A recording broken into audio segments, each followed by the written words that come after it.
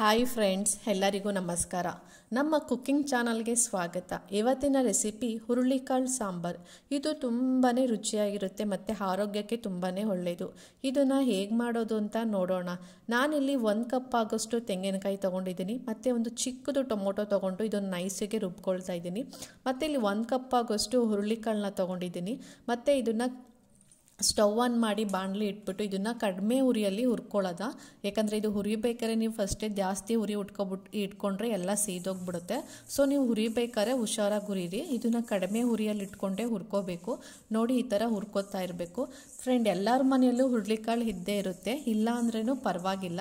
ಬೇರೆ ಕಾಳು ಹಾಕ್ಕೊಂಡು ಬೇಕಾದ್ರೆ ನೀವು ಈ ಸಾಂಬಾರನ್ನ ಮಾಡ್ಕೋಬೋದು. ಹೆಸರು ಕಾಳು, ತಣ್ಣಿಕಾಳು ಆ ಥರ ಹಾಕ್ಕೊಂಡು ಬೇಕಾದ್ರೆ ನೀವು ಮಾಡ್ಕೋಬೋದು. ನೋಡಿ, ಇವಾಗ ಹುರಿದು ರೆಡಿಯಾಗಿದೆ. ಇದನ್ನು ನಾನು ಸೈಡಿಗೆ ಇಡ್ತಾ ಇದ್ದೀನಿ. ಇವಾಗ ಕಡಾಯಿಯಲ್ಲಿ ಇಟ್ಬಿಟ್ಟು ಒಂದು 3ರಿಂದ 4 ಸ್ಪೂನ್ ಅಷ್ಟು ಎಣ್ಣೆ ಹಾಕ್ಕೊಳ್ತಾ ಇದ್ದೀನಿ. ನಾನು 1 ಗೆಡ್ಡೆ ಬೆಳ್ಳುಳ್ಳಿ ತೊಗೊಂಡು ಈ ಥರ ಕಲ್ಲಲ್ಲಿ ಕೆಚ್ಕೊಂಡು ಇಟ್ಕೊಂಡಿದ್ದೀನಿ. ಅದನ್ನು ಹಾಕಿ ಚೆನ್ನಾಗಿ ಫ್ರೈ ಮಾಡ್ಕೊಳ್ತಾ ಇದ್ದೀನಿ. ಮತ್ತು ಇಲ್ಲಿ 1 ಕಪ್ ಆಗುವಷ್ಟು ಈರುಳ್ಳಿ ತೊಗೊಂಡು ಈ ಥರ ಉದ್ದುದ್ದಕ್ಕೆ ಹಚ್ಕೊಂಡು ಇಟ್ಕೊಂಡಿದ್ದೀನಿ. ಚೆನ್ನಾಗಿ ಎಣ್ಣೆಲಿ ಫ್ರೈ ಮಾಡ್ಕೊಳ್ಳೋದ.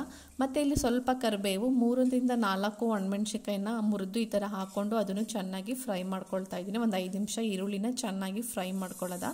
ನಾವು ಆವಾಗಲೇ ಹುರಿದು ಇಟ್ಕೊಂಡಿದ್ವಲ್ಲ ಹುರುಳಿಕಾಳನ್ನ, ಅದನ್ನು ನೀರಲ್ಲಿ ಹಾಕಿ ಚೆನ್ನಾಗಿ ತೊಳ್ಕೊಂಡು ಮತ್ತೆ ಇದರಲ್ಲಿ ಹಾಕಿ ಚೆನ್ನಾಗಿ ಮಿಕ್ಸ್ ಮಾಡ್ತಾ ಇದ್ದೀನಿ. ಇದನ್ನು ಹುರಿಬೇಕಾದ್ರೆ ಉರಿ ಕಡಿಮೆ ಇಟ್ಕೊಂಡೆ ಇದನ್ನು ಹುರ್ಕೋಬೇಕು. ಮತ್ತು ನಾನು ಇಲ್ಲಿ 2 ಆಲೂಗೆಡ್ಡೆನ ಈ ಥರ ಚಿಕ್ಕದಾಗಿ ಹಚ್ಚಿಟ್ಕೊಂಡಿದ್ದೀನಿ.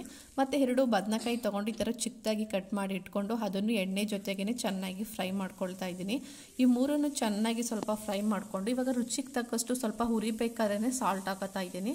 ಯಾಕಂದರೆ ಎಲ್ಲದಕ್ಕೂ ಉಪ್ಪು ಹಿಡಿಬೇಕಲ್ಲ, ಅದಕ್ಕೋಸ್ಕರ ನಾನು ಸ್ವಲ್ಪ ಇವಾಗ ಉಪ್ಪನ್ನು ಸೇರಿಸ್ಕೊಂಡು ಚೆನ್ನಾಗಿ ಮಿಕ್ಸ್ ಮಾಡ್ಕೊತಾ ಇದ್ದೀನಿ.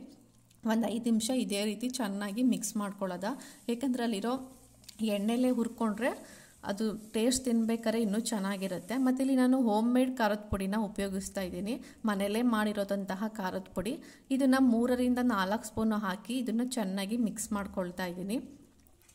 ಇದೇ ರೀತಿ ಸ್ವಲ್ಪ ಕೈ ಬಿಡ್ದಾರಂಗೆ ಚೆನ್ನಾಗಿ ಮಿಕ್ಸ್ ಮಾಡ್ಕೊಳ್ತಾ ಇದ್ದೀನಿ. ನೋಡಿ, ಇದೇ ಥರ ಚೆನ್ನಾಗಿ ಮಿಕ್ಸ್ ಮಾಡ್ಕೋಬೇಕು. ಎಲ್ಲದನ್ನು ಖಾರದ ಪುಡಿ ತರಕಾರಿಗೆ ಮತ್ತು ಕಾಳಿಗೆಲ್ಲ ಚೆನ್ನಾಗಿ ಹಿಡಿಬೇಕು. ನಾವು ಆವಾಗಲೇ ರುಬ್ಬಿಟ್ಕೊಂಡಿದ್ವಂತಲ್ಲ ಕಾಯಿ ರುಬ್ಕೊಂಡಿರೋದನ್ನು ಇವಾಗ ಮಿಕ್ಸ್ ಮಾಡಿ ಅದನ್ನು ಈ ಥರ ಚೆನ್ನಾಗಿ ಫ್ರೈ ಮಾಡ್ಕೊಳ್ತಾ ಇದ್ದೀನಿ. ಒಂದು 5 ನಿಮಿಷ ಇದೇ ರೀತಿ ಚೆನ್ನಾಗಿ ಫ್ರೈ ಮಾಡ್ಕೊಳ್ಳೋದ. ನೋಡಿ, ಇವಾಗ ಆಗಿದೆ. ನಾನು ಇಲ್ಲಿಂದ 2ರಿಂದ 3 ಲೀಟ್ರಷ್ಟು ನೀರು ಹಾಕ್ತಾ ಇದ್ದೀನಿ. ಏಕೆಂದರೆ ನಾವು ಕುಕ್ಕರಲ್ಲಿ ಮಾಡ್ತಾಯಿಲ್ಲ. ಕುಕ್ಕರಲ್ಲಿ ಮಾಡಿದರೆ ನೀವು 1 ಲೀಟ್ರ್ ಹಾಕ್ಬಿಟ್ಟೆ ಕೂಗಿಸ್ಕೊಬಿಡ್ಬೋದಾಗಿತ್ತು, ಬೇಗನೆ ಆಗ್ತಾಯಿತ್ತು. ಬಟ್ ಈ ಥರ ಕಡಾಯಲ್ಲಿ ಇಟ್ಕೊಂಡು ಮಾಡ್ಕೊತಾ ಇದ್ದೀನಿ.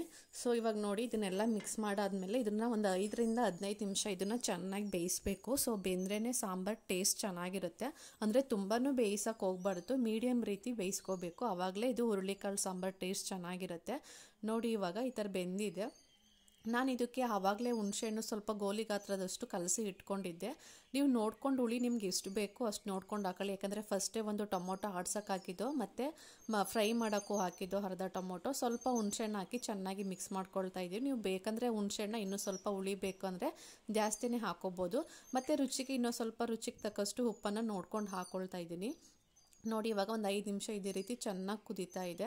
ಸೊ ಇಲ್ಲಿ ನಾನು ಹಿಂಗನ್ನು ಉಪಯೋಗಿಸ್ತಾ ಇದ್ದೀನಿ. ನಿಮಗೆ ಹಿಂಗೆ ಇಷ್ಟ ಇಲ್ಲ ಅಂದರೆ ಸ್ಕಿಪ್ ಮಾಡ್ಕೋಬೋದು.